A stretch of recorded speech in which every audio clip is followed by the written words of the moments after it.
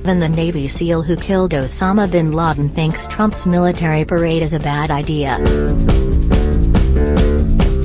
Veterans, politicians and many in between are criticizing President Trump's desire for a grand military parade, believing it to be too costly or too similar to the displays of military might seen in North Korea, China, and Russia. The former Navy SEAL who fired the shot that killed Osama bin Laden, for instance, used an expletive to dismiss Trump's parade in a tweet on Thursday. A military parade is third world bulls, wrote Robert James O'Neill. We prepare. We deter. We fight. Stop this conversation. O'Neill, a Trump supporter who dined with the president at the White House last fall, then said in a tweet Friday, "I simply think a parade is a bad idea. And I used locker room talk." O'Neill was among dozens of U.S. Special operations troops to attack bin Laden's Pakistan hideout in 2011, and he told the Washington Post's Joby Warwick in 2014 that he shot the terrorist leader as he took cover in the dark behind his youngest wife.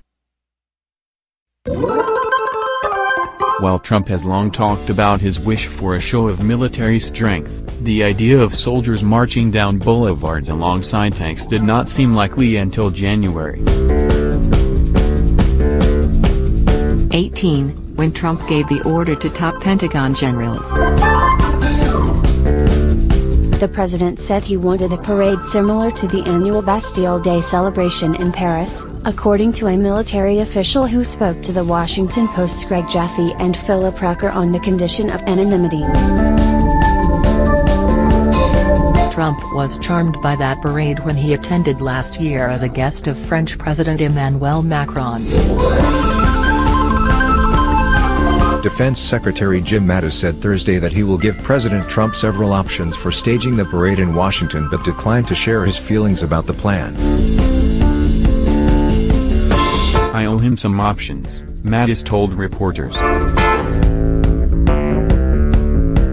We'll put together options, and we will work everything from size to participation to cost, and when I get clear options, we'll send those over to the White House, and I'll go over and talk with them. America has not held a large military parade since 1991, when President George H.W. Bush led the celebration down Constitution Avenue to mark the country's victory in the Persian Gulf War. Like O'Neill, many are skeptical of the significance and necessity of such fanfare. A parade could cost millions, Jaffe and Rucker reported, as it's expensive for Abrams tanks and other high-tech hardware to be sent to Washington. Rep.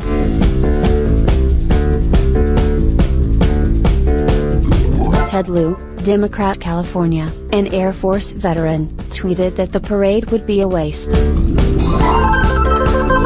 Rep.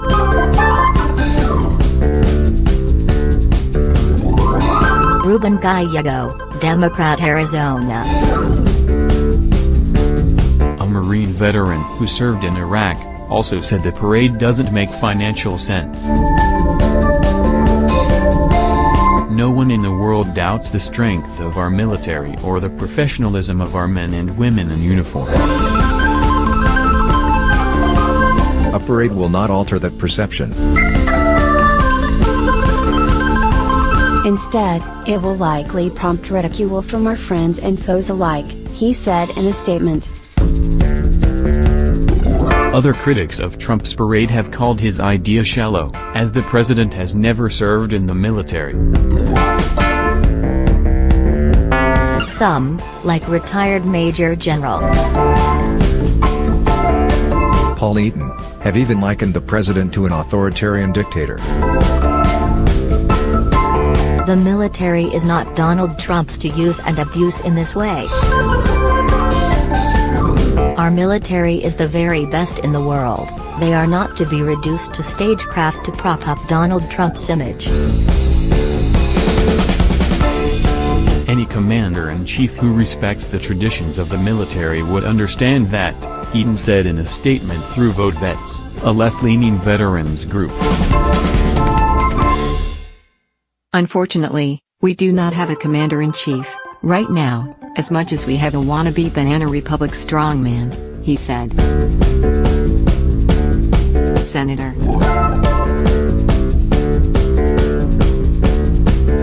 Lindsey Graham, RSC.